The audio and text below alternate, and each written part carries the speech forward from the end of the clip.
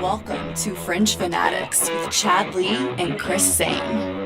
And we are back in our home studio, ladies and gentlemen. It's episode 140 of Fringe Fanatics. I am Chris Zane. And I am Chad Lee. Thanks for tuning in. Yes, thank you all for tuning in. We greatly appreciate it. It took me a little bit, but we did just get out our live stream from this last weekend, which was a super fun time at the second annual Colorado Collectors Forum down there at the Denver Marriott South. We had a pretty damn good time. Met a bunch of people. Saw some familiar faces. Yeah. Some people remembered us. One of the familiar faces was one that's a superstar. Yes, indeed. We did run into Quinn Miners. I saw him walking in when I was on the phone with Merrill, and I was like, I think that's a Bronco. Yeah. She's like, how do you know? I was like, I don't know, but I just think it's a Bronco. And then we saw him walking around again. I was like, Chad, I swear to God, that is Quinn Miners. And he's like, no, it isn't. I was like, I swear to God. And I Googled it, and sure as shit, it was. Yeah, I was looking for the dreads, and apparently he cut them. You knew that. Yeah, he stayed up to date on all these linemen. Yeah, you got to with these linemen. You know, they're ever changing, and not a lot of them talk. So it's hard to get the info on him, you know? Yeah, and it was pretty cool. We go over there, and he's really chill with us, takes a picture. We need to get that posted. Yeah, and, we do. He was super good guy, man. It was awesome. Yeah, he was super nice. I always feel weird doing that because you're just like, I'm just interrupting him, and he was just walking around, just so happy. He wasn't there to like sign cards or anything. He was just out there being a regular customer. Yeah, he was just a customer. And honestly, I've never been so proud to be a Chiefs fan for when you told an all-pro offensive guard for the Broncos that I was a Chiefs fan, and then he gave me the dirtiest look. Yeah, he actually got mad. Let's go, dude. I'll fight for my team. Yeah, right, dude. That guy's a giant. I did do that. I would be that picture of us, we look so little. So tiny, man. He shook my hand, and I felt like a 5-year-old. I was like, oh, damn, I am a little baby. Yeah, his hands were massive. He was very massive, but massively good guy. Yeah. Pretty cool to go there, man. Yeah. Yeah, it's definitely fun. We do kind of feel a little bit like fish out of water, but this time we are getting more into it. I feel like we got our roots in a little more. Yeah, definitely. Yeah. And we definitely I think we're gonna try and use this as a way, to broaden the podcast, but maybe also fund it. We might start, mess around with cards more. We'll see. I mean, I sold my first card. I sold a Jokic card. It was actually one that I didn't want to sell, but I mean, it's gone now. It went to a good cause. Our friends at STR Collectibles were doing a good fundraiser for Dan's nephew, and they raised, I think, $1,100. Something like that. Oh, did they did. Yeah, nice. And the Josh Allen card went to some lady named Kate. But yeah, hats off to them. I mean, they were really raising a lot of money and selling comic books. I got 4 comic books. I got like a Spider-Man, X-Men one, and an Alien one, like the Alien series, like the franchise. Yeah, nice. Which the new show comes out on August 6th, and I am fucking pumped. Nice. Yeah, that should be a good one. I still got to watch Romulus. Oh yeah, you got to, man. Yeah, that's a good one. That's I heard really it was good. one. Yep. Well, we just saw each other, so there's not much to talk about. So let's get into our weekends, or what was left of them, real quick. Yep. Go ahead and start us off, Chad. Yeah, so basically when we got back, I headed to the mall, got her a bunch of bath bombs, then came back, and we went to State House where we drank ourselves into inebriation. It was fantastic. I'd waited all week to pretty much have a drink. I was really tempted. You and Dan were knocking them back there. Yeah, we had a little early hair of the dog, if you will. Dan was hanging a little bit. Very smart. I was kind of saving up for State House, and nice. I had like 6 margaritas, and we just had a blast. The GM there is a Chargers fan, I think I've mentioned before, and we were just jawing back and forth. Really good time there. Oh, dude, I've talked. They used to have that Nashville sauce there. Nashville hot, yeah. They got rid of it? Yeah, a while back, and I kept asking for it, but instead they're like, "Oh, we have this El Fuego sauce." I'm like, and by this time I'm pretty toasted. Yeah. And so I'm like, all right, give me a sampler. Give me a sampler. Fuego. I try to act all tough. Like, no problem. They bring it out. And she's like, "What's that smell?" She thought it was like some like gasoline, like somewhere around us. It was some sort of leak in here. Totally. Like it was nuclear. And I got through about half of it, and the rest of my weekend it was basically recovering from that. Like it burnt everywhere. Yeah, it was bad. I don't think I'm doing that again. Yeah, I kind of had a similar thing. Well, can finish your weekend and then I'll get into mine. But pretty much. Sunday we went to the pool, chilled really to like most of the day, and then we made up we had a really epic meal where instead of just doing steaks, we grilled shrimp with it. Yeah, a little surf and turf. Well, is surf and turf steak and shrimp, or is it crab and steak? I think it's any sort of seafood. I think it could, in theory, surf and turf could be chicken and seafood. Maybe so, yeah. I think in theory, I believe. Well, anyways. It was awesome. She made mashed potatoes with it, and it was a damn epic meal. We had a good night, and we're back here. Nice. Here we are again, yeah. But never again. Don't do the El Fuego.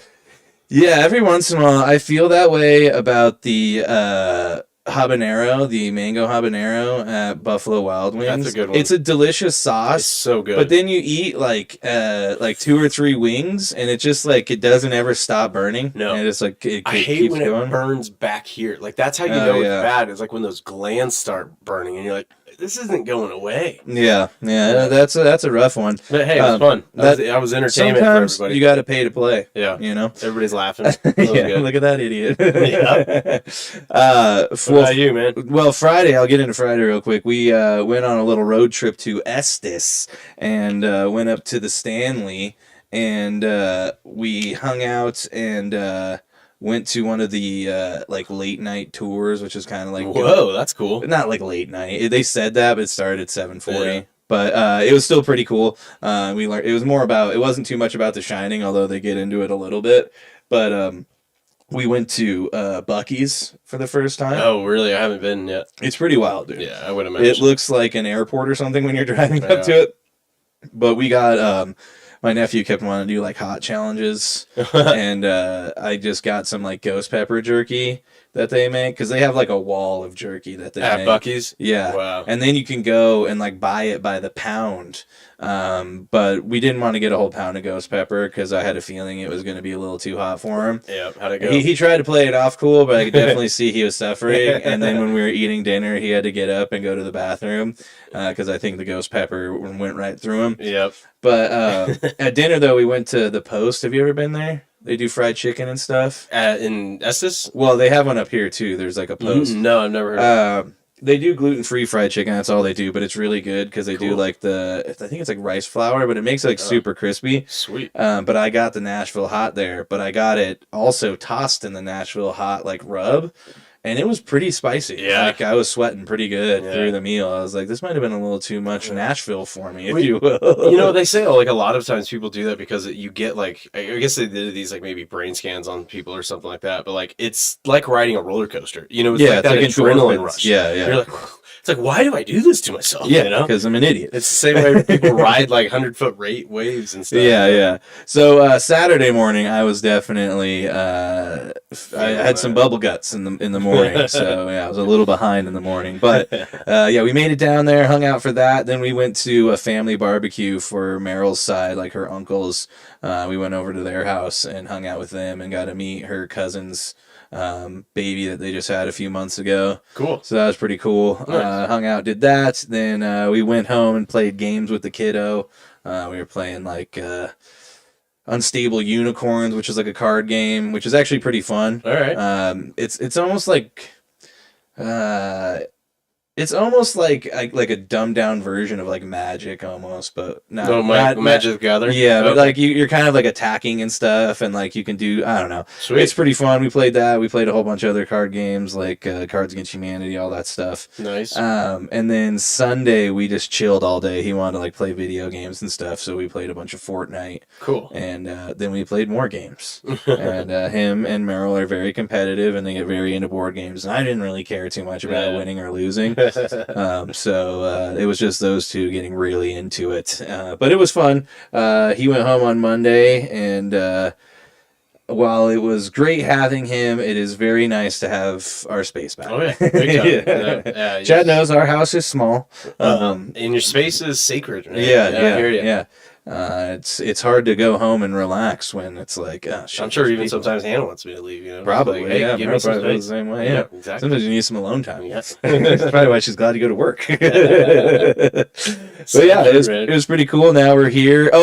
Sunday night we did rent basketball. He'd never seen it, and me and him watched it. That's cool. Yeah, it was pretty fun. I really need to do that. I'm gonna put that on the list. Yeah, it's a hilarious, just like Matt Parker and Matt Stone and Trey Parker. Yeah. I switched their name.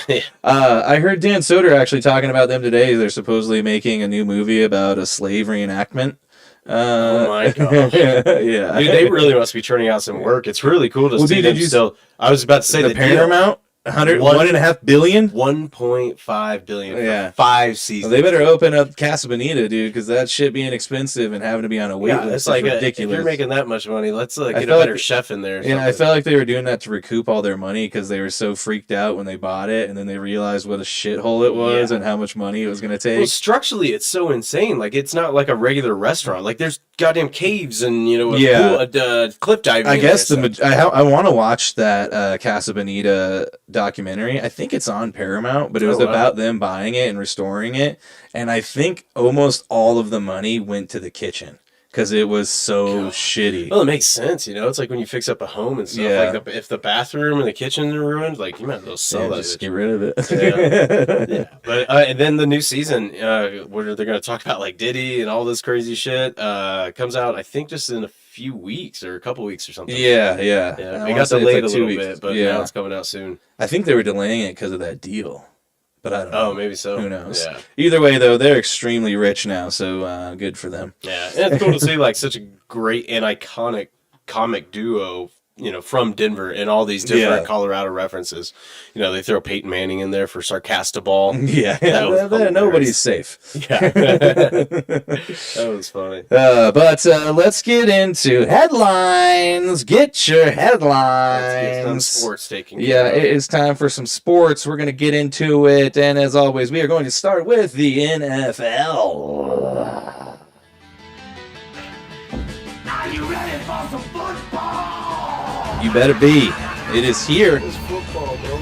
Training camp is beginning this week. Yeah, the Chargers were the first team to start like a few days ago. Yeah. And now they're all at it, man. Yeah, well, I think the Broncos start tomorrow. It's like I forget what they called it, but it was like an introductory practice or something. I forget, like an acclimation period. Okay. I have no idea what they do anymore. But they're practicing football now. It's Pilates or something. It's something soft. Some Water aerobics. You don't want to go too hard. In the water. Let's start a day late. Oh, I'm pumped though, man. I saw the pictures of these players walking in. I think I'm set. Especially after seeing Quinn Miners and seeing that. One other cool story about that over the weekend. We saw a guy that happened to be wearing a Quinn Miners jersey. Which is 1 in 2 millionths of an odds. Like anybody that's going to be wearing a Broncos jersey is going to be wearing a Knicks jersey, Elway, Peyton Manning most times. This guy's actually wearing a Quinn Miners jersey, and he shows up to the event and then autographs it. We got pictures of that too. That was insane. And so that kind of sold me. I think I'm going to get a Creed Humphrey jersy. Yeah, you're going to go lineman? Everybody goes skill players. I was a lineman in high school because I was really slow. Wasn't even very good, but it's okay. It's one of the most underrated positions. It is. That's where I'm going. You got to be one of the smartest guys on the field in order to play that position. That either. Yeah, that's probably why we're not professional athletes. Nope. We just pretend to talk about it like we know it, right? Oh yeah. But yeah, it's exciting. I'm been waiting because these last few weeks without sports has been kind of it's been weird. Yeah, it's been weird. Yeah. So yeah, I'm excited for Monday nights and Thursday nights again, especially Sunday nights. Yeah. Oh God, I can't. We're gonna have some Sunday mornings. It's gonna be wild, man. That's like my favorite is like when there's an F1 race and then just like an hour later you got the NFL Red Zone starting. Yeah. Come on Sundays. All right. Come on. But maybe Chris can kind of explain this a little more, but there's a lot of turmoil in the NFLPA right now. The last CEO or head of the NFLPA resigned, and then the guy that was going to take over withdrew his name from it. It all has to deal with this kind of like settlement that they had for when they were when the owners were trying to get the NFLPA to not give out guaranteed contracts. Yeah, basically what happened was they were like, hey, Cleveland kind of screwed us all here. We need to kind of have a talk about not giving out all these crazy guarantees. But there's no proof that they actually did it. They talked about it, but they didn't actually do it. And so then all of a sudden the head of the NFLPA just had to resign because he's going to strip clubs and partying hardy, and it's all under the guise of like furthering the NFLPA and all this stuff. Yeah. And so now he's gone, and they're trying to get in, and his name's Lloyd Howell Jr. He resigned just 2 years after taking over the role from DeMaury Smith. J.C. Treader, who served as the union president from 2020 to 2024, is also set to step down from the organization as it undergoes a shakeup. It's going to be tough to find somebody who wants to take this on, especially with, like we said, now there's already like, well, it seems like the NFLPA is not really with the players. No. And yeah, like how do you go about that? It's a tense situation. Yeah. Yeah, it's a lot of wannabe politicians that don't know what they're doing, basically, and, they're trying to play both sides, but really playing more sides to the owners because those are the billionaires. And it's a very hairy situation right now. I'm pretty interested to see how this is going to play out. Yeah, so it says right here, this is on USA Today. Droney, who was in charge of the investigation, ruled that there was insufficient evidence of collusion by the NFL's owners. However, he stated in his decision that the NFLPA had clearly shown that Goodell and Pash had urged owners to keep guarantees lower at the March 2022 meeting, which occurred just weeks after Watson inked the deal. Shortly after the ruling, this is where it gets weird. The NFL and the NFLPA struck a confidentiality agreement to keep the findings secret. As a result, information about Droney's 61-page ruling did not become public until Pablo Torre finds out and reported it in June. So this one's still going to be, I think there's going to be a lot more unfolding. I don't know who's going to take over, like Chow was saying. Nobody wants this job. Yeah. Because now you've got all of this to deal with, and there's going to be a new CBA coming up, which is going to be extremely hard to get through those negotiations as they head into it with everything with these guarantees. And now we've got this stuff with second rounders wanting guarantees. They all have been signed now. Though. Yeah. Every one of the second rounders have signed.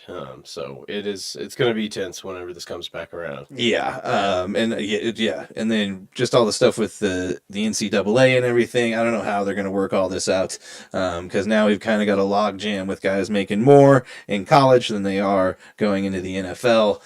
And it's harder and takes a lot more time. Well, there's also the NCAA ruling that the judge kind of ruled down that they now can just pay their players like a employee. Yeah. It doesn't have to just be NIL deals. No, yeah. I think basically they gave them a $20 million cap that the colleges can pay, which is going to be tough, and you're going to see a lot of these little like middling teams, like the Mountain West teams, who don't have an extra 20 mil laying around to pay their players. Guys are going to go elsewhere. There's a lot of talks of people saying that this could turn into basically like there's going to be one super conference that's going to be like the major leagues of college, and then everybody else is going to be basically like a farm system for that. Exactly. And you're just going to be transferring and waiting to transfer in and out of the big however many schools they wind up with. I could very much so yeah, it's gonna be crazy, pretty interesting next few years. Is all of it flying by the seat of their pants. Yeah, pretty much. They opened Pandora's box, and now it's like, what the hell do we do? But people who know what they are doing are the likes of the Honey Badger. Yes, Tyrann Mathieu retires on the eve of the Saints training camp. He played 12 seasons in the NFL. His first 5 were for the Cardinals of Arizona before signing with the Texans and eventually landing with the Chiefs and winning Super Bowl 54.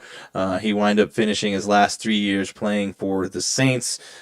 He was also, I mean, he got huge at LSU, the Honey Badger thing. Yep. That's when that all came about. His draft stock fell a little bit because of just some problems that he had. I think it was with some weed, but really turned his life around. But, dude, I had his jersey. I had a Tyrann Mathieu jersey at one point. I'm a big fan of it. I was really glad when they brought him to the Chiefs. Really changed that defense around. I think if he hadn't been playing next to Daniel Sorensen, he probably would have stuck around longer.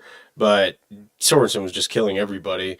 But I'm happy to see him go. It's kind of nuts. It's just weird how there's just kind of like how with the Dolphins and Steelers. Yeah. There's like this symbiotic kind of like, hey, you guys in the Saints. It really is, because he signs with the Saints, and then we lost Justin Reed, the guy that replaced Tyrann Mathieu, and then Tyrann Mathieu leaves the Saints, and then Justin Reed's going to step into that starting role. Yeah. It's just crazy. Yeah, it's this little circle. Yep. A circle of lies. But yeah, in other news, though, we got more than a few holdouts. The Bengals, the Bungles, if you will, have a lot of issues here, as Trey Hendrickson is in Florida and has left training camp. As That's nuts, the contract talks follow. Just yesterday on PTI, they were saying that they were getting closer to a deal, so I was really shocked to see this. Well, and then did you see all the stuff that the owner came out and said today? Yeah. Yeah. He said, if you're in jail, I don't feel like I need to pay you. Yeah, that was in regards to Shamar Stewart, which basically, and I know Shamar Stewart did have some issues coming out of college, and there was, some I think legal issues or whatnot, and I think that's why his draft stock fell a little bit. But now, this to me, I don't see how he's going to play for him, because the owner basically ruined everything today. Yeah. And he came out and basically said that Trey Hendrickson has been like terrible to deal with in contract negotiations. So, that gives you 20 sacks, and that's good. Yeah. Like you said, he said, we're not paying someone to sit in jail. Bengals owner gives blunt reason for team Shamar Stewart stance. Damn. And he's almost 90. Yeah. I'm so glad that's who Joe Burrow plays for, though, because then if he was at like some other organization like the Rams, some competent with one, like the Gronk or something like that, like he would be succeeding so well, but they just can't build a team around him. Yeah. Yeah, it's pretty crazy. And then Jerry Jones came out today and had he basically blew up everything with Michael Parson, as he said at one point. He said Michael Parsons? Yeah. Oh, my God. No, Parson. He didn't even get an S on his last name. What a slap in the face. Yeah, so... and then I did see where J.J. Watt then made like this tweet where he was basically like, how are you going to throw your best pass rusher and then the quarterback under the bus like this? That's just a little synopsis of it. And then Michael Parsons retweeted it. Oh, really? Yeah. Yeah, there might be trouble in the Jerry world. In America's team's locker room. So I'm interested to see what is going to happen there, because Jerry is one word away from just like blowing up his team on any given interview at any given time. So. And then I heard that his son, who's basically the GM, why can't I think of his name?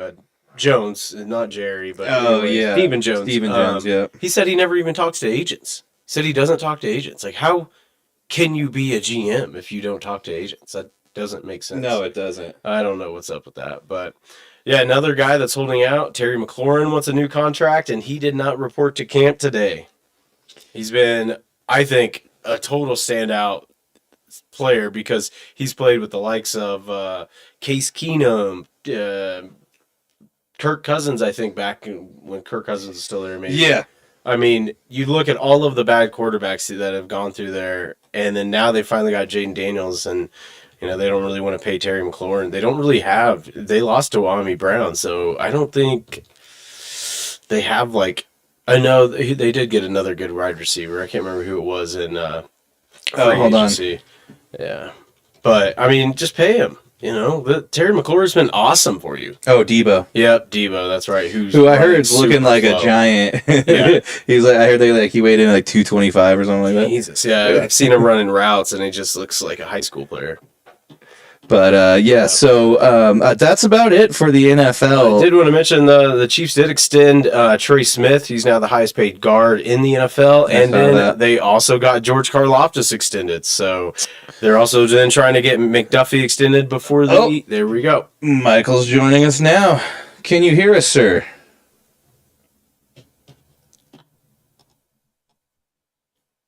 He's... 1 second. Hey, can you hear me? Yep, there we go. Welcome, Hi, sir. How are you? Doing good. How are you, man? Thanks for joining us. No problem. Well, we've been needing to get a Dolphins guest on, and I really enjoy you guys' podcast. I was just listening to the one where Marissa was talking to Damian Woody. You guys had a correspondent for ESPN on there. Pretty awesome. Yeah, we've had a few. Yeah, we've had a few. That's amazing. We've had a little bit of a hot streak getting guests, so. That's cool. Good for you guys, man. Yeah. Well, we'll get into it right away. We know you're on a little bit of a time constraint, but we greatly appreciate you hopping on with us and giving us a little bit of your time. Chad, why don't you take it away? All right, man. So, with the Dolphin season coming up, I got to know their run game was not what it was 2 years ago. Do you think Devon Achane can step into that starting role and really try to transform it back to where it used to be? Yeah, absolutely. It wasn't his fault last year because he did have close to 1,500 yards receiving and rushing altogether, and I think he ran for like 900 of them. It's just he was behind last year, one of the worst offensive lines in the league. Yes. And they had some guys get hurt. So this year there's been a little bit of a shakeup on the offensive line. Has it improved? We'll wait and see on that. But at least it's some new people in front of him who, even if it's marginally better, I think he'll be fine. I don't think it's him. I think it has more to do with the offensive line. It also has a lot to do with the play calling. Mike McDaniel, I know, was looked at as a guy who is this young mind, innovative.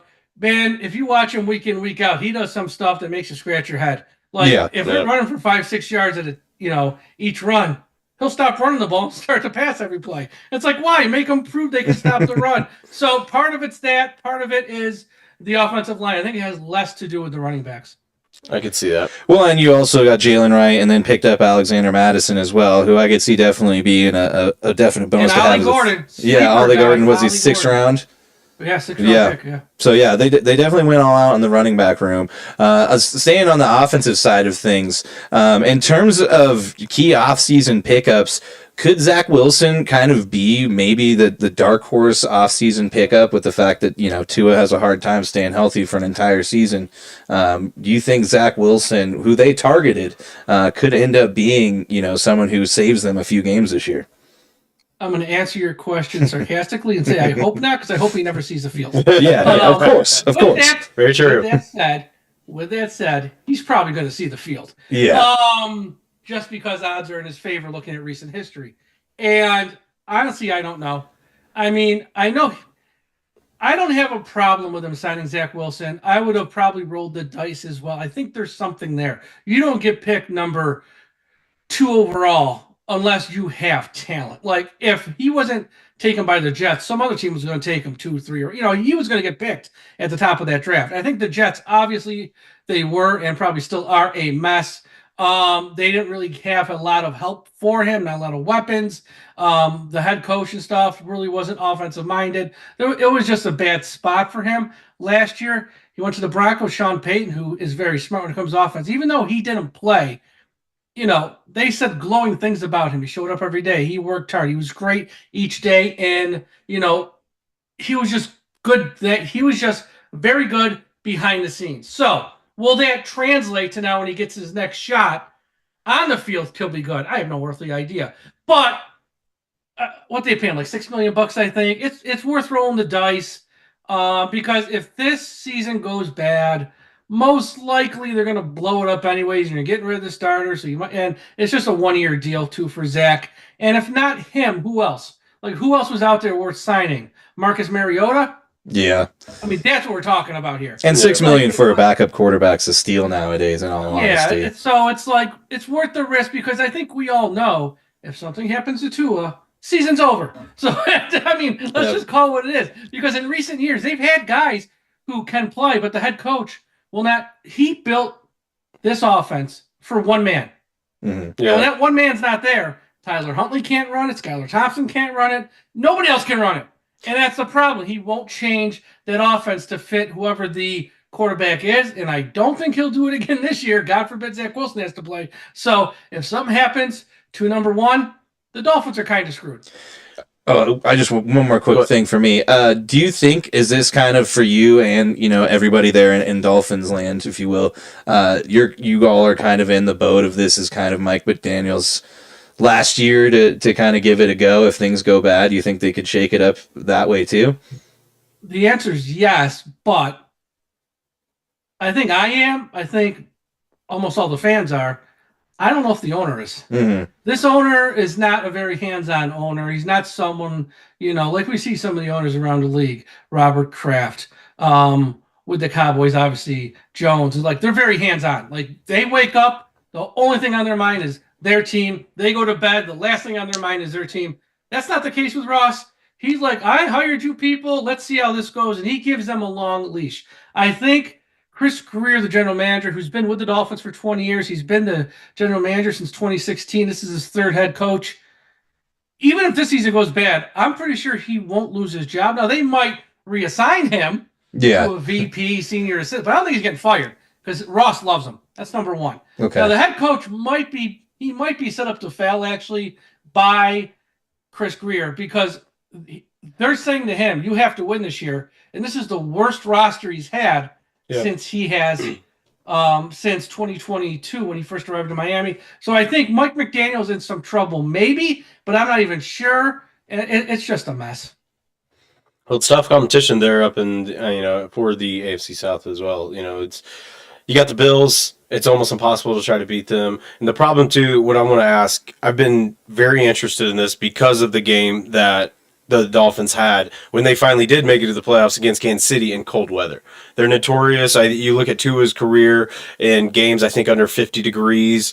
And then, even the team overall, it's not great. And I've always wondered, I'm like, have they ever thought about taking training camp maybe up north somewhere, Alaska or something? Like, I know this sounds like sarcastic, but it's like they have a serious problem where they can't play in cold weather. The issue isn't the weather. The issue is they build a team that's not meant to travel.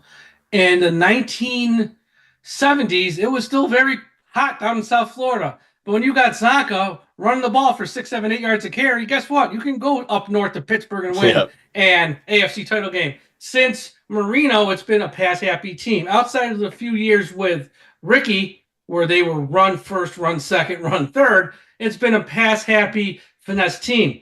They got to get through a mind. They have to change how they do business. Yeah. In that you have to build your team like you're in the Northeast, like you're in Cleveland, Pittsburgh, or wherever. You have to build a team that way because those are the teams that you're going to have to beat to get to a Super Bowl. And unless you just want to bank every year, we're going to win the East, we're going to get home field, and we never have to go north. Like that's a really narrow mindset to have. Yeah. So you better build a team that can travel, and they just got to get more physical.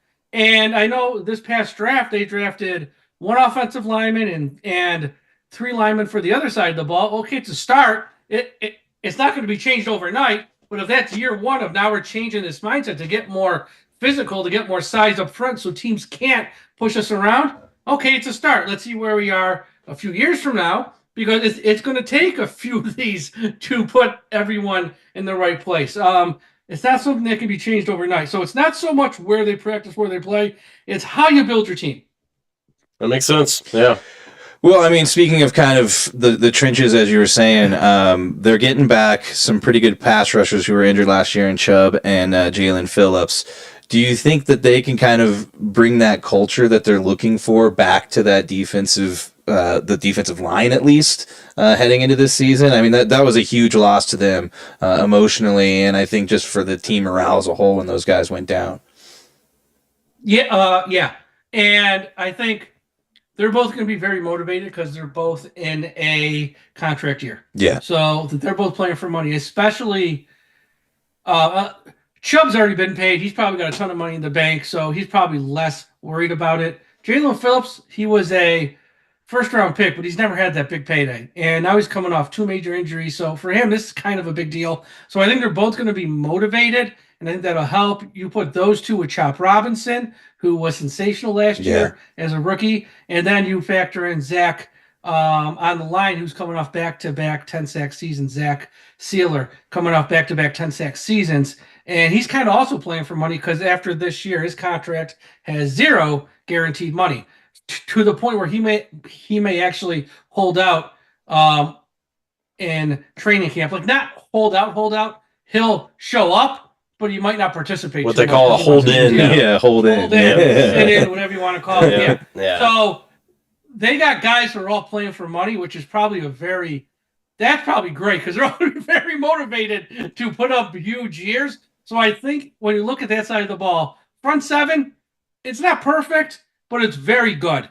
The secondary, don't even get me started. Well, let's head there. Well, you're getting Minka Fitzpatrick back. That's a good something. plus. Okay, that's a plus. That is good something. He's about all we got, but okay, that's about it. Who are your corners now that Jalen Ramsey's not there? Good question. As of today, it'll be Storm Duck and Cam Smith with Kader Kohu at the nickel. Kader Kohu's I would say he's about an average nickel. At times he is above average, so that's good there. The 2 outside corners are a disaster. Smith was a 2nd-round pick 2 years ago, has hardly seen the field, not very good, always hurt. They're counting on him in year 3 to play like a 2nd-round pick. I don't see it happening. Storm Duck was undrafted last year, made the team, and he played well in spurts. Do I want him to start? No, he's more like a 4th cornerback on some teams. They're going to ask him to be the number 1 or 2. That's problematic. That's where he is on the depth chart, is at number 1. Well, yes, else. Yeah. Great name, though. Storm Duck, yes. We had him on our podcast. His mom named him after a soap opera character. So she watched some soap opera. She watched some soap opera on CBS, and like the lead character was named Storm. So that's how he got his name, Storm. Right. Last name, that's just the last name. Yeah, he's just that like a duck of the draw, if you will. But the first name came from a soap opera character that his mom loved and watched every day for many years. There's a fun fact you probably didn't think you were going to hear tonight. No, but we love those. I love that. Yeah. But they're going to go out there, have to make a trade, sign someone, and I'm sure after the final cuts, late August, first week of September, when all these other teams are just releasing guys left and right, Miami's going to put in about 5 claims on corners to see what they can get, because this ain't going to work right now. Like, if you look at the team, is the team built, is it one of the top 5 or 10 teams? Like, no, it's clearly not that. But they got very good wide receivers, very good running backs. Quarterback, when healthy, is fine. Offensive line's not perfect, but they got some new faces in there. Might be good. Front seven's not bad. The secondary's going to kill them, though. And I don't know how you win games with that type of secondary, but everything else, like if they had a real secondary, I could sit here today and say this team's going to win 9 or 10 games, maybe have a wild card spot, and then who knows what happens. With that secondary, I can't say that with a straight face. Yeah, you got to be able to cover the ball. You look at it in the division. You got Keon Coleman up there in Buffalo. I mean, they have tons of weapons. James Cook is pretty much a wide receiver most of the time, and then you got Stephon Diggs in New England too. So, it's going to be tough to cover. That you got to have some. Garrett Wilson too. Yeah. Garrett Wilson's got paid, but I mean, it is tough in this day and age to not have a good secondary when passing the ball is such a huge part of the game. It's kind of counterproductive. They have the mindset, which isn't entirely wrong, but they've taken it way to the extreme. That out of all the positions, you can find cornerbacks easy, because it's not like they have to come in and learn like a playbook. It's a corner. You cover him, don't leave him, and you're kind of all there. So, which is right. They're right about that. Problem is, they've taken it to now July 22nd as we speak, and nothing going to happen this week probably. Probably nothing going to happen next week. And even if there's someone out there who's not signed, like there's a few guys, they all got red flags. They're not guys who are like guys you want to start per se, but they'd be a huge upgrade over what we have, clearly. I don't know what they're going to do. If I were him, and by him I mean Chris Greer, I'd be looking to make a trade. They got some extra picks in next year's draft. I wouldn't part with anything high, obviously, unless it was someone warranted. But, if there's some of these teams have, we'll have some guys that they probably will have to release. Maybe you give them a 6th or 7th, and you can get them so you don't have to fight people on the waiver wire and find something. I don't know. Yeah. You guys did trade for Darren Waller, right?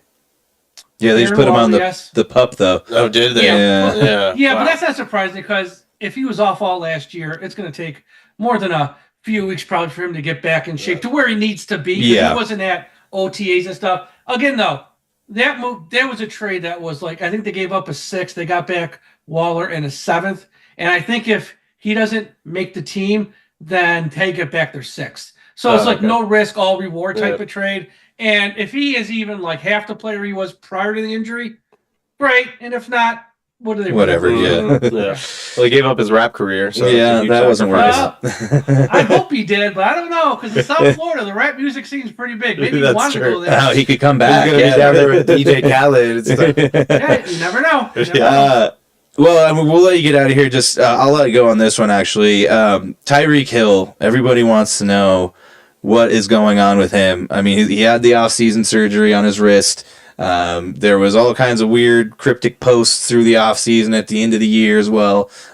He's very focused on sprinting right now, so hopefully he's shifted back into training camp mode. But what's the deal with him? I mean, how long? Like, do you think if this season starts out bad, he'll be wanting to get out right away?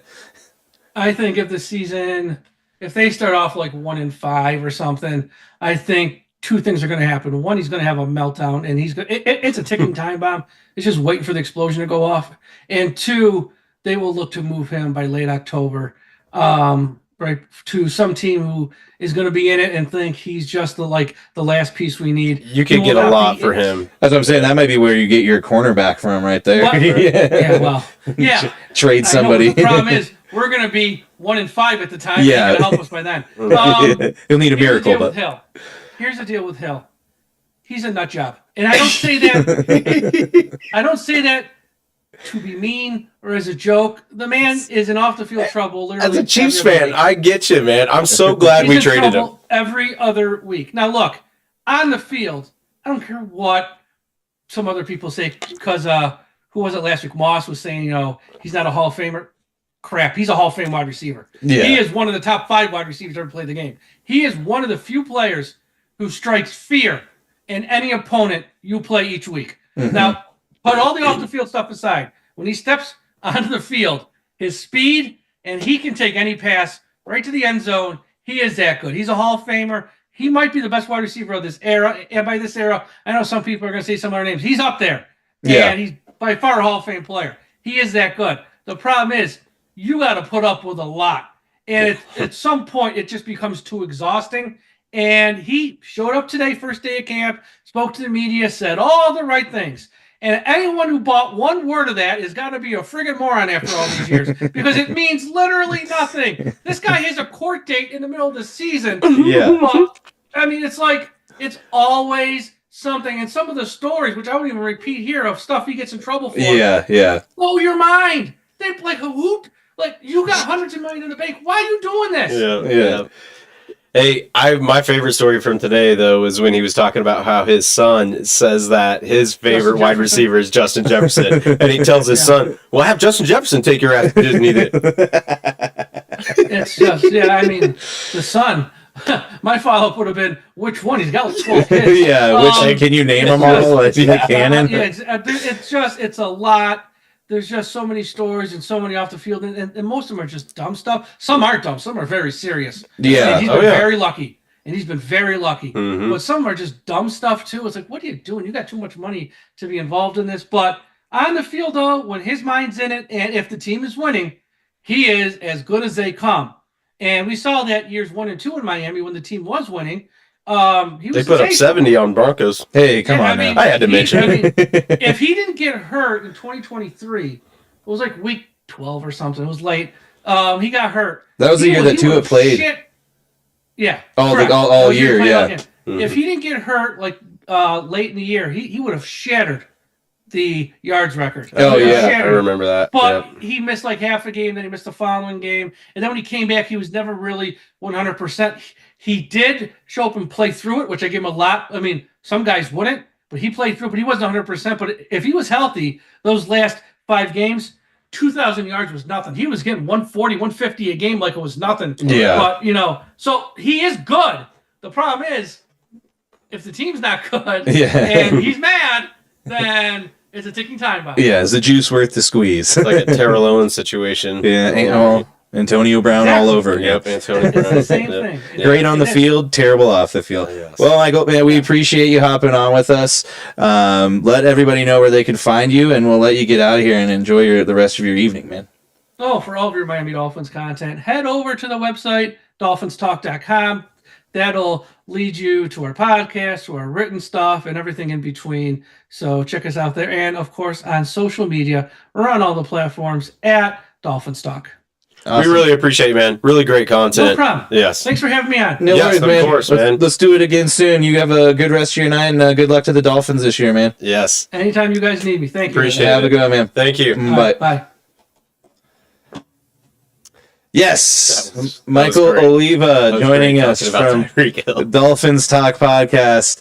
Yeah, I had to bring it up. I was like, we haven't got to it yet, and it's always funny. Well, it was perfect because I totally forgot about that comment about Justin Jefferson until you said that. I just thought that was hilarious. Have him take ass Disneyland, man. Ungrateful as shit. Well, and that was the other part of the story that he said. He was like, and like he said, maybe who knows how much of this is true, but he says that his son will even say that Justin Jefferson is his dad. God damn. He's like, yeah, well, no. He's like, it's your mom you got to worry about. I can't remember which one is your mom. That's the problem. 5 or 6 of them, man. Oh, man. Well, it's that time of the show. Let us get to the music break. Let's do it. This month we are featuring Father of Peace. The name of the song is Enemy off their last album, The Year of Madness. It goes something like this. Get sick just thinking back to all the damage you've done. I don't want to be your friend, your magician or loved one. Don't know if I should, but if I could, I would kick you right out of the car, kick you right out of the country. And if you got hate in your heart, forget me, forget me, forget me right now. As you leave, as you leave, as you leave our town. Forget me, forget me, forget me right now. Can it be so bad? I remember you hearing it out of my head. You can be sad. Enemy, you're a part of me. Enemy, you're a part of me. Enemy, you're a part of me.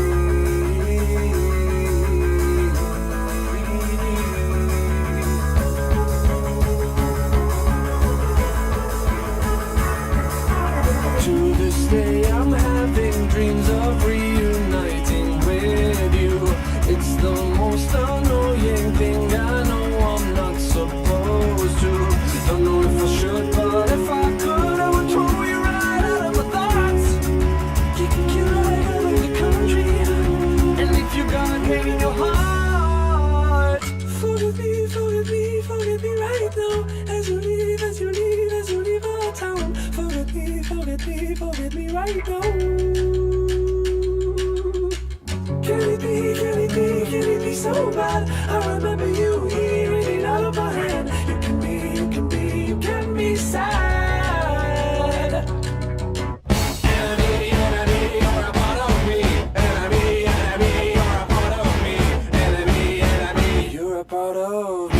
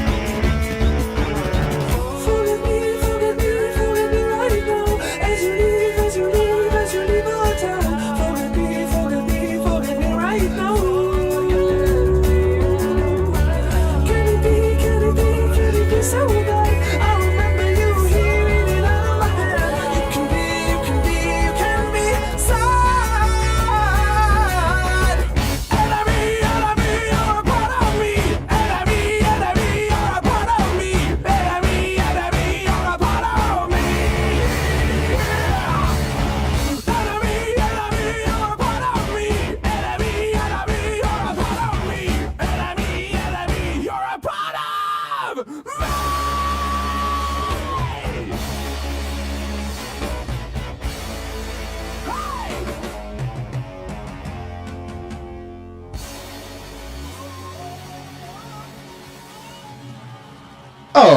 right, we are back. That was Father of Peace. The name of that song was Enemy, off of their last album, The Year of Madness. We'll wait just a little bit while we get people joining here before we do this random draft order generator for the 3rd annual Fringe Fanatics Fantasy Football Draft. Yes, all of you out there that are listeners that aren't involved or anything like that and don't care, tune out, whatever, but I'll guarantee you this, you will be entertained on August... What did you say, the 28th? No. 26, because my family's is the 27th, so that's how I remember. Because we'll all be doing Tuesday, and then the following day, Wednesday, 2 drafts, 2 days in a row. You'll be entertained, because every year that we do this, I'm not going to get that drunk this time, because every year I get really drunk during the draft, and so... 27th, yeah, you were right. Yeah, it's 27th a Wednesday, right? So yeah, it's the day after we stream, so we'll be doing a double that week. No, I think I suggested the 26th. I figured we would just do. I can't tell, dude. We had like 400 people messaging today. I can't keep up. It's a bunch. I have to hide my alerts because it just goes crazy. Siri just starts reading it nonstop. Yeah, but I believe we did the 26th, and so it'll be a good time. We have guys call in who are drafting, and we talk trash. It's always an enjoyable experience. Yeah, we usually try to have some shits and gigs, if you will, you know. Yep. I believe my idea is the best so far. We'll see. That's just me, but I think the punishment this year might be a little more interesting than the chip last year, where the loser will have to take a blow-up doll as a date to an Applebee's or Chili's, whichever they prefer, and then the date will have to wear a shirt that says "My boyfriend sucks at fantasy football." Yes. I almost want to lose because it sounds like a good time. It just sounds. I love Chili's. Dude, are we going to go Chili's or Applebee's? That's the question. Either or. Applebee's has rats. Yes. Well, hopefully these fuckers join soon. You text them, right? Yeah. Well, if they join, they don't, whatever. We can. We're going to be sending them a video afterwards, but then we will be getting into the NBA. Okay, it's working. All right. Sweet. That is on the screen right now. Nicely done. So they can't say that we lied to them. So. Exactly. Everything's fair. Do you want to cover the hard and paint real quick? It takes like 5 minutes. The what? The hard and the paint. Oh, yeah. Let's do it while we wait. Here we go. 4 seconds. 3 seconds left. Why they not killing? Jumper Murray. Can't wait for Nugget season.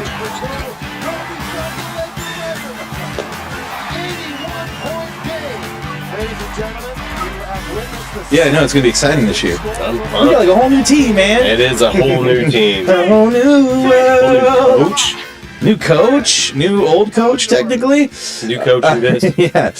So today, Tyrese Halliburton wheeled into the Pat McAfee show. He's still on one of those little wheel, whatever they are, scooters, Wheelchair? mobility scooters. That's one of those ones that you put your knee on and you scoot around on. I know what you mean. They were talking about Achilles injuries. He chalks it up to bad luck, but is it? I don't know. Last year alone in the NBA, we had 7 Achilles tears and 3 in the playoffs alone. Yeah. Most of them, Kevin Durant's, Tyrese Halliburton's, all stemmed from calf tightness, calf soreness. All of them were wearing the number 0. Number 0. I think that might be the curse. Just saying. Yeah, it could be. I don't know. There's a lot of other numbers out there, and those guys didn't tear know. their Achilles.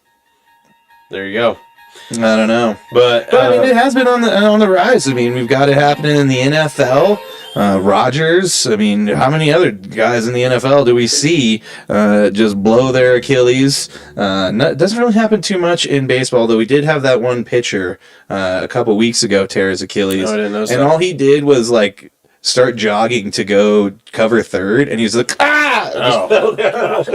That's nuts. You lose your leg, basically. Yeah, you just go down like a shot.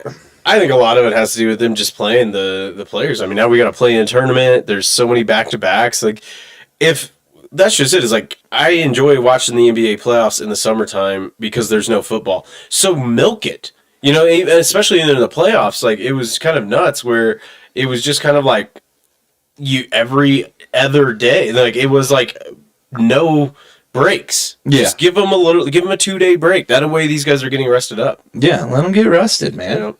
But CP3 phones home and lands back in LA with the Clippers. So Chris Paul has signed back with the Clippers, and that team's like average front court of age is like 33 or 4. Yeah, I think I've got it. I've got a meme here that will tell us. So the age of Clippers players, we've got 40, 37, 36, 35, 34, 32, 32, 31. Wow, just outrun them. You'll be all right. Just run them back and forth a few times. It's because it happened while we were on break, but Bradley Beal signed with the Clippers. Yeah, he did. And did you hear he's going to give his number to Mr. CP3, who has worn that his entire career. So has Bradley Beal, worn number 0 his entire career. And now he gives it to Mr. Chris Paul, who I was hoping, especially after hearing what he signed for, I'm like, dude, why didn't you go to a contender? I guess he thinks the Clippers are a contender, man. I don't know. In the West? Why. Come on, dude. Yeah.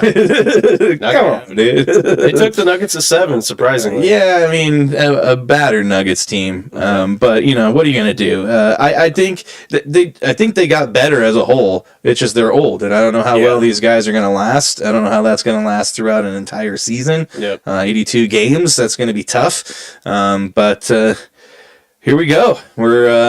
We got Summer League just wrapped up, I believe. The Charlotte Hornets won it. Yep. First thing they've won in their existence was the Summer League, so hats off to the Charlotte Hornets. Hang the banner. Yeah, hang the banner. Yeah. Next thing you know, dude, they're going to win the in-season tournament. They're going to have 2 banners, dude. That means a lot. It does mean a lot. In the last little bit of news, though, Jonas Valanciunas breaks his silence and has committed to the Nuggets. He said he was looking forward to playing close to home, playing for Greece. Panathinaikos. A whole battle back and forth, but we talked about it last Saturday. But he is going to honor his contract, and he will be a backup center to Jokic, and I am pumped. Yeah, best backup center we've had on the Nuggets. Probably for Jokic, at least. Probably for Jokic. I mean, the Boogie Cousins was probably the closest thing, but he was already on the downturn then. I liked the Mason Plumlee days, but he wasn't a good shooter. He was very weak in the post, so it wasn't that great. But we really haven't had pretty much anybody. Vlatko Čančar, I mean, tore his ACL. That didn't really work out. But no, unfortunately, he's gone now. But yeah, Jonas, basically Panathinaikos. I just like saying it. They had no leg to stand on. He's under contract in the NBA. The Nuggets would had to have released him or gotten him out of his contract. It was just a matter of, is this going to be something that's going to be like a kind of a rift or something that's going to boil over throughout the season. I think now that it's gone and done with, we can move on, and I'm looking forward to it. I can't wait, man. Yeah, it's going to be exciting. I'm very excited. Other than that, I was trying to see. I don't think there's too much else in the NBA. Nope. That's all I got. Yeah, no, we talked about Lillard going back home, but yeah. So yeah. Do you want to hit that penalty box news real quick, and then we'll do the draft? Yeah. We just got one little thing here for the NHL. We'll hit that. Oh, never mind. I seem to have lost that one, so we'll go with the penalty box. Chad's favorite. Hit it. 2 minutes by yourself, and you feel shame, And then you get free. Flyers penalty on number 8, Dave Schultz. Yes, Dave Schultz. Baby, how long will you keep me in the penalty box? All right, well, the Jets and Mr. Gabriel Velarde sign a 6-year, $45 million extension. Velarde became restricted free agent July 1st after completing a 2-year, $6.88 million deal. He had career highs in 2024-2025 with 27 goals, 34 assists, 61 points in 71 games. So, yeah, the Jets, they got him locked up. He came there from a trade with Pierre-Luc Dubois and the Los Angeles Kings. And, he's got 90 goals, 85 assists, and 270 career regular season games and 6 seasons with the Los Angeles Kings and Winnipeg. I said that perfect. You can't win them all. But, the Jets did last year. They were the President's Cup champion, so maybe this will help them out. Yeah, hopefully they don't do that again, because we all know that's not in well. The death sentence. In other news, the Ducks signed goalie Lucas Dostal to a 5-year contract extension for $32.5 million, carries an average annual value of $6.5 million. He's proven to be the number one goaltender, and they are pleased to get this deal done. Dostal is 25 years old, posted a 23-23-7 record with 1 shutout, 3.1 goals against average, and a .903 save percentage in 54 games with 49 starts last season. As we all know, goalies are quintessential in getting far into the playoffs and in the Stanley Cup final, so good on the Ducks for locking them up. Let's see if they can turn things around this year. But that is about all I have for the penalty box. So if nobody's here, it's happening, guys. I don't know what to tell you. We try to get you guys on here. It's your fault. Yep. But all right, here we go. Let me get to it. Where the hell did I just put it? All right. It is up on the screen. Hold on. Let me get to that. There we go. All right. So, here we go, ladies and gentlemen. You can see all the team names. Well, the names of the managers here. We got Justin, Minkus, Chad, Dan, Gregor, Sean, Samir, Juice, Josh, and Chris Zane. Here we go. 3, 2, 1. Generate draft order. All right. Samir's got you first. Son of a bitch, Samir. I hate the third pick. Come on, let's do it again. Oh, damn it. I got screwed. Me and Dan. Well, Dan, you didn't get first. Went from first to last. That's better, dude. I really like the last picks. Yeah, the last 2 are nice because you get back-to-backers. You get the so much snake. risk at the front, man. Like, those guys go down, you're going to be waiting forever. Yeah. So I'm gonna say it off here, even though it is on the screen. We've got Samir, number 1. Juice, the number 2 pick. Chad Lee, number 3. Josh Harris, number 4. Sean Dodge, number 5. Minkus, number 6. Gregors, number 7. Justin Kirk, number 8. Chris Zane, number 9. And Mr. Dan Richardson, number 10. So there you are, guys. Wrong screen. There we go. Right. Start mocking, guys, because now you know where you be. I'm gonna take a picture just so I know we got video, but God forbid. Yeah, I took one. We need multiple because everybody's like, "Oh, this is not real." Yep. Well, and now it's on live video. Yeah. Can't argue with that. Can't argue with that. So, in your face, guys. Nope. But yes, that will do it for the draft order there. And now let's continue on, Chad. Where would you like to go? Let's go to baseball. Baseball. Baseball. Vaughn, a juvenile delinquent in the offseason in his major league debut. All right. All right. I think we just need to run through the standings. Well, you have one thing on there. And I do have the Tigers are playing really good ball so far. They are the first team to 60 wins. This came, I think, yesterday. No, it was 2 days ago. And Tarek Skubal is just pitching lights out this year. In that game where they got to 60, he pitched 6 2/3 inning and had 11 strikeouts. And he's pretty much on his way to his second straight Cy Young. Yeah, him, and I mean, if Paul Skeens could have a team that is worth a shit, he would have a lot of wins. Yeah. But right now, I mean, at this point, I would be interested to see what's the worst record you could have and win the Cy Young. He's got to be up there. They were talking about it on PTI one day. It was like a few weeks ago when he came up, and there was somebody a few years ago that won it, like that were 8-12, because they take it. They really factor in ERA. Okay. Yep. Eric Gagne in 2003 had a 400 win percentage. So yeah, he was 2-3. Wait, he won a Cy Young? What? That's crazy. He only pitched 5 games. That's weird. That's really strange. That is strange. I don't know if that's correct. Well, you got something in here for the Rockies, right? Yes, we have good news for the Rockies, which is surprising. Potential good news for the Rockies as they bring home the golden child, if you will, or one of the golden children of a Rocky hero from the 2007, the year they went with Rocktober, and they made it to the World Series where they were swept by the Red Sox. But Matt Holliday is probably one of the most quintessential plays in like one of the craziest games in Rockies history when he slid into home and was out, but they didn't have replay back then, so it stood as it was.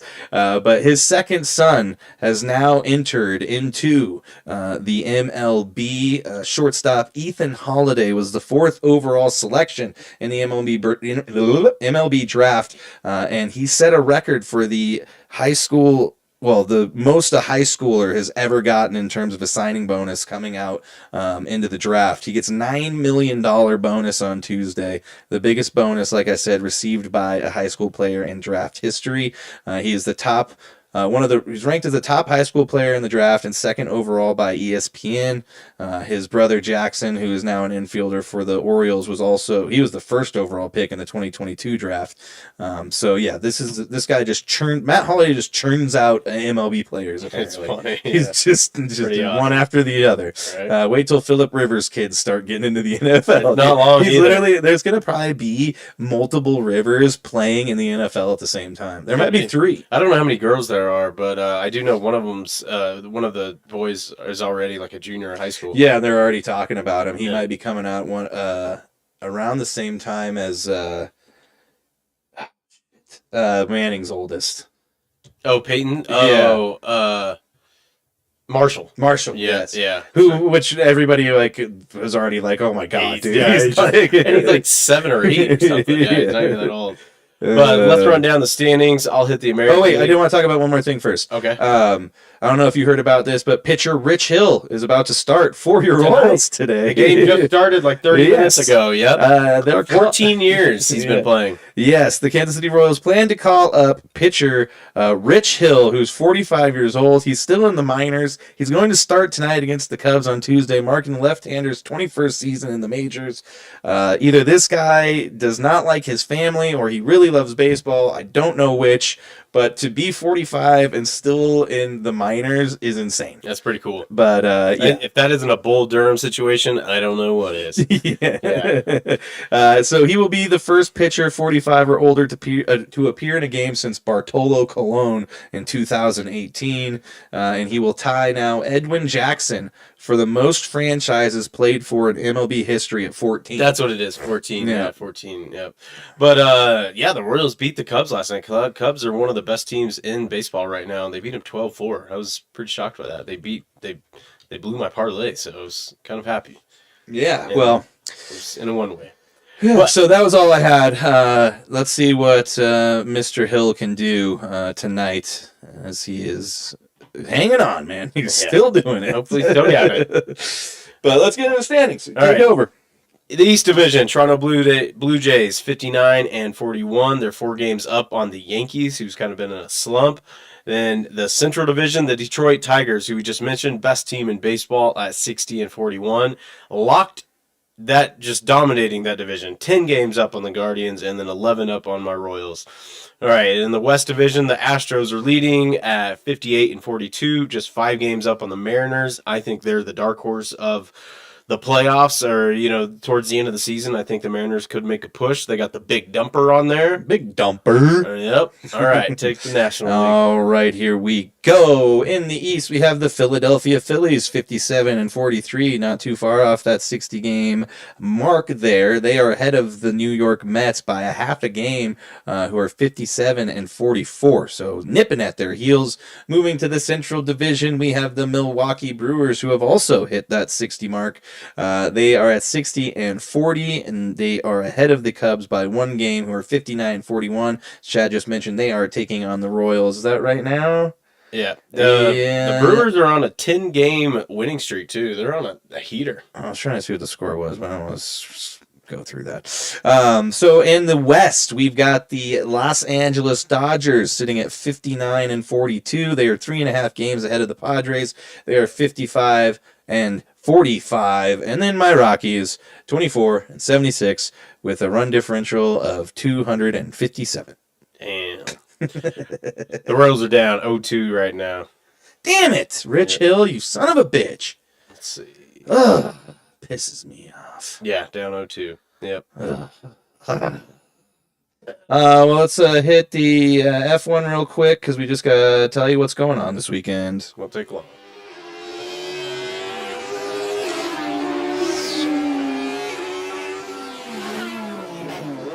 Well, after all of the drama, we're getting back to racing.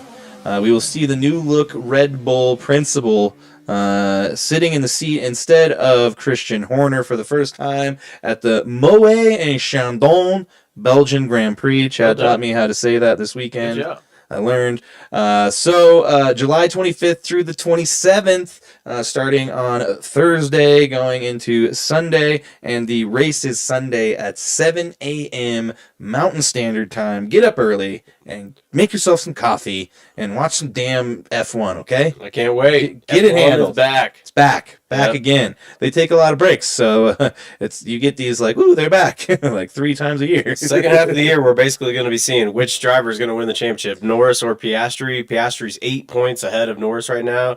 Those guys, Verstappen's at 165. So it's a 2-man race. That's what's going to make the end of the season exciting. Constructor's already locked up, so should be good. Belgian Grand Prix. Grand Prix, whatever you want to call it. It's going to be a good one. Looking forward to this. It's going to be an interesting end of the season, basically having a team racing itself for the championship. See if there's any drama. Yes, I'm sure there will be. But let us move on. Do you want to get into UFC? What else do we got here? Let's hit PGA real quick. And Oh, we'll yeah, cover PGA. The, Hot UFC. diggity dog. Hot diggity dog. Where the hell did I put the PGA? It's been a while since we talked about it, so now I gotta find it again. Yeah. Where the hell did I... Oh, shit. It's right here in front of my face. Every time. There's always one that gets away from me. I watched this movie over the weekend to get ready. Oh, I know. It's Friday. Friday. Yeah, I was going to say, I knew it was the 25th, We're but... pumped, man. Travis know what Kelce day it makes is. a cameo. Oh, my God. Eminem's the angry guy? Yeah. Yeah, jackass! Oh, man. But that guy wouldn't face Scotty Scheffler as he is now 11-0 going into Sunday with the lead. I had seen on Friday that he had a lead. I think he was maybe like 2 strokes up after Friday. And then I turned it on Sunday morning because it was in Northern Ireland. It was the Open. It used to be called the British Open, but now they golf in Scotland and Ireland and stuff. So they need to include everybody. And he had a 7-stroke lead when he was on hole 6. Yeah. Yeah. These last few that he's won, it's just kind of like, okay, you can turn it off on Sunday, basically. Yeah. Scheffler, 29, is now the 3rd youngest player with 15 PGA Tour victories and 4 majors. Only Tiger, 24, and Jack Nicklaus, 25, were younger. He's only the 4th golfer to win the Masters PGA Championship and the Open before turning 30. Woods, Nicklaus, and Gary Player were the others. That is elite company when it comes to the world of golf. The only one he's missing is the U.S. Open. Damn it. Yep. And that was a tough one at Oakmont. Speaking of Oakmont, he did apologize. Yeah. Wyndham Clark can never go back. Broke a bunch of lockers. Damn it. Yeah. But yeah, Scotty Scheffler, it is kind of like Tiger-esque right now. I mean, I don't think there's ever going to be anything like Tiger in terms of just like, it was like the perfect storm in terms of just everything happening at the right time for Tiger. Like, obviously, Jack Nicklaus is the greatest golfer ever, but Tiger, it's going to be hard to, I think, ever capture that lightning in a bottle again. Yeah. But this is the closest we've come with Scheffler. We really are. You know? It's just weird because, like, when it was Tiger, dude, it was like, Tiger, but now it's like, Scheffler won again. Yeah. You know what I mean? It's because of Tiger being young and him being a young black golfer. It there was a lot more. Grace, there was a lot. Well, that's what I was saying. Lightning in a bottle. Yeah, it was amazing. He wore like the red and the black hat. It was an iconic look. But that's why I wanted to mention his stat as well. And that's why Scheffler's kind of on this same trajectory because he's so good at closing. Tiger Woods' record going into Sunday with the sole lead, 44-2. Damn. That's like Tom Brady-esque, man. It's like, I'm not going to let you lose a lead. And that's insane. Yeah. Yeah. Yeah, so hats off literally to Mr. Scheffler as he just continues to win at an incredible clip right now. That was his fourth major. Yeah. Yep. So, all right. Let's move into the UFC, correct? That's where you want to go next? I'm down. Let's do it. Let's get it on, you know what I mean? Mm-hmm. Let's get it on! We had UFC 318 over the weekend in Nola. And boy, was it a pretty good one. I wasn't too thrilled with the card. There were some good fights, but not a lot of finishes. There was some good battles. Marvin Vettori had a really good one. They got fight of the night. Paulo Costa had a really good fight. He dominated the whole time. But Holloway and Poirier, the main event, delivered. Those guys went brawl to brawl, just throwing blows, and Holloway pieced him up. It was the volume. And Dustin, this is really kind of sums it up. He said afterwards, I really wasn't myself in there. I was trying to protect myself, and that's really not, I've never fought like that before. And he says, I think that's a good sign that it's over. Yeah. When you start to pray, because he said any other time he goes in there and he throws all harm's way out of the window. But this one, you could tell by in the last 10 seconds, Max, iconically, like he always does, points to the middle of the ring and is ready to throw blows. He lands like 6 really hard shots to Dustin's ribs in his stomach. And Dustin's like, nope, he's thinking of his future, and then just tries to hug, just try to clinch and just try to get out of there over the last 10 seconds. Doesn't want to be another Justin Gaethje. And Max Holloway wins in unanimous decision and retains the BMF title. Yeah, I heard Max talking about it at one point. I think it was like the 3rd round or something. He's like, I thought I had him. He's like, but he just kept coming back. Yeah. He's like, I thought I had him, but he just kept coming, man. He's got a good quote for it, that he is really made of diamond, because that is... I think that's where that came from, with that, yeah. He, his nickname is Dustin Diamond. Poirier, I mean, dude, he is one of the...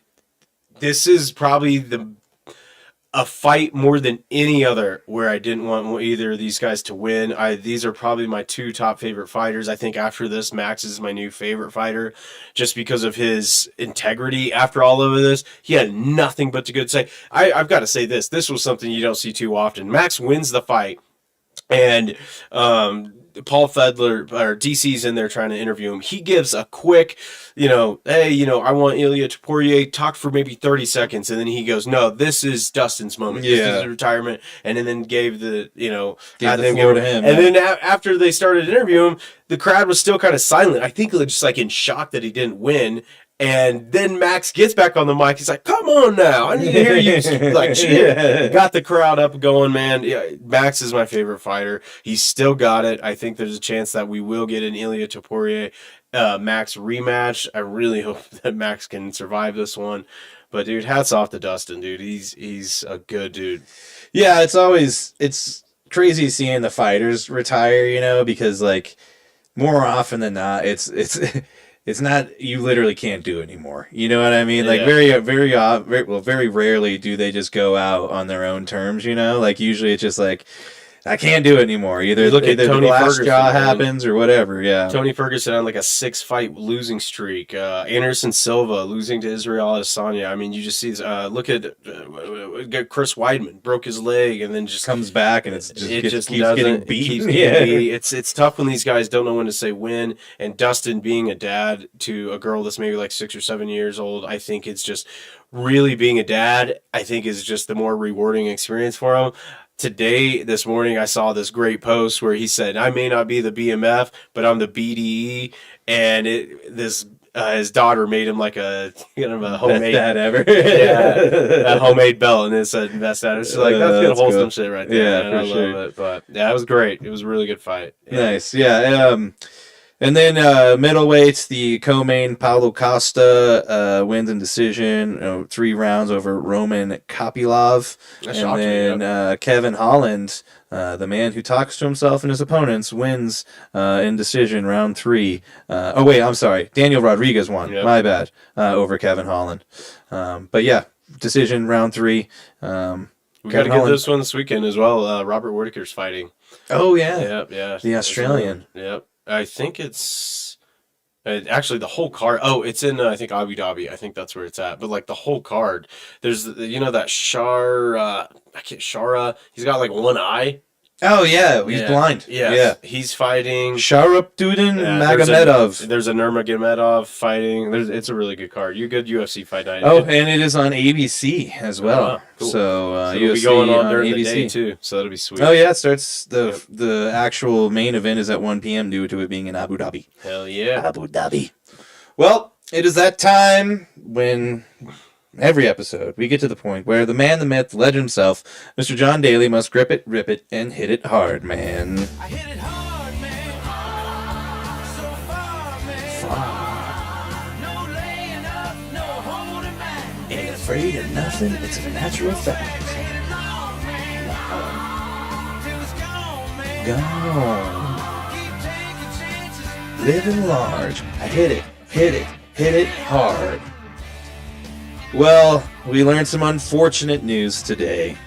Yes, we did.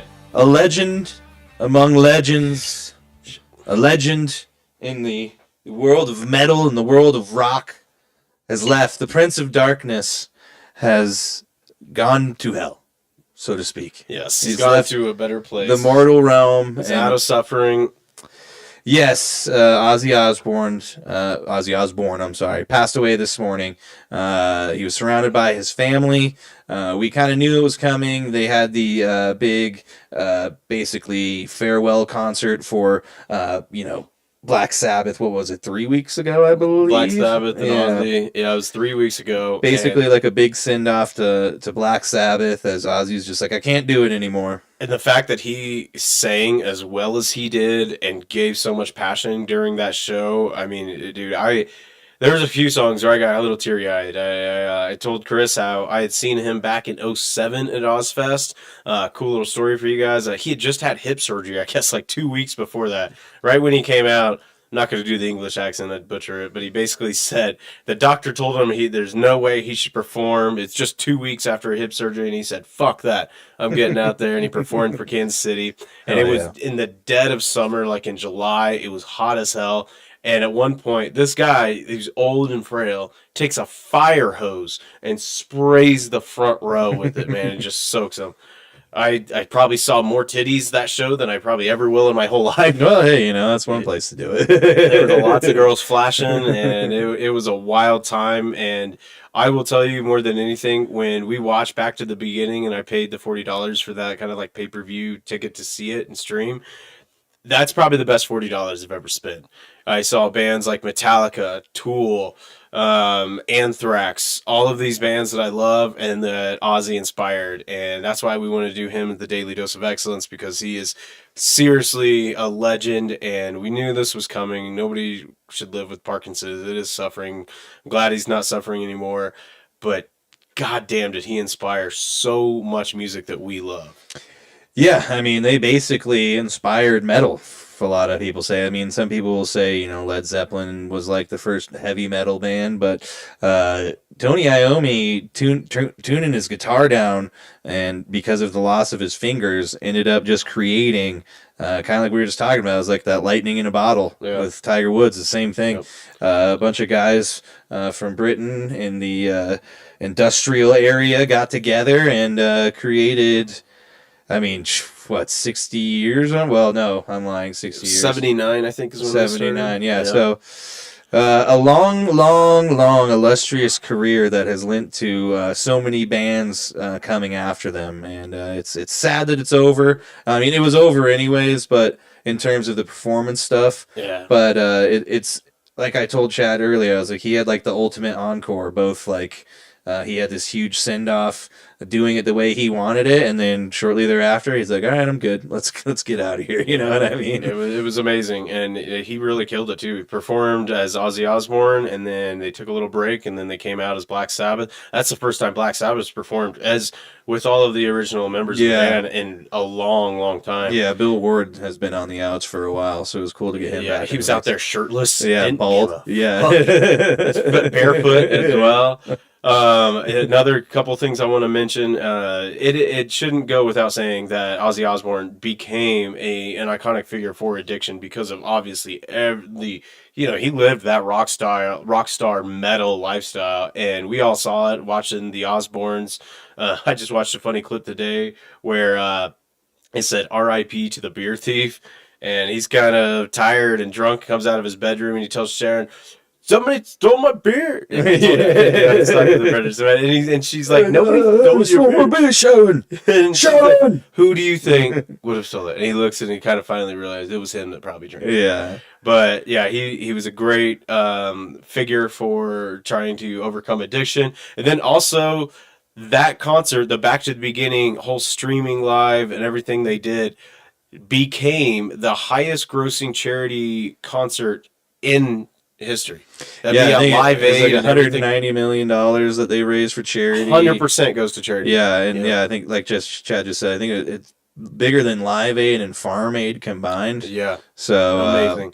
We left it out and did a bunch for everybody. But yes, say it, Chad. Hats off to Tom Morello for putting it on. I'm really glad that memory that Hannah and I had jamming out to that Saturday, I'll never forget. Well, and Ozzy, we will never forget you. Cheers, sir. To the Prince of Darkness. To the Prince of Darkness. Thanks for listening, guys. Keep it hot in hell. Damn, that's good whiskey. First would always get you. Good bite. Hey, we'll be back next week with a comedian. Oh, yeah. Tell him a little bit about that. He was on Kill Tony a couple weeks ago. His name's Mike Ryan. Really good comedian. He was a bucket pull. Did really well. And aspiring comedian. He's willing. We're just going to come talk, shoot the shit. Maybe we'll talk about sports. We don't know. Yeah, we're branching out a little bit. You know, I do a little bit of everything. It's, that's woo. Hot. Yeah. But yeah, it should tune in next week. Yeah, tune in next week. We appreciate you guys tuning in each and every week. Thanks for everybody in the draft who hopped on with us. If not, you got the video. We'll have Mike Ryan, correct? Yep. Next week. Until then, though, we love you guys. Love you guys. Love you, Chad. Love you, buddy. Toodles. Oh, like, share, subscribe, and follow us on all things social media if you haven't yet. Do it. And make sure to follow us on Twitch. Bye-bye.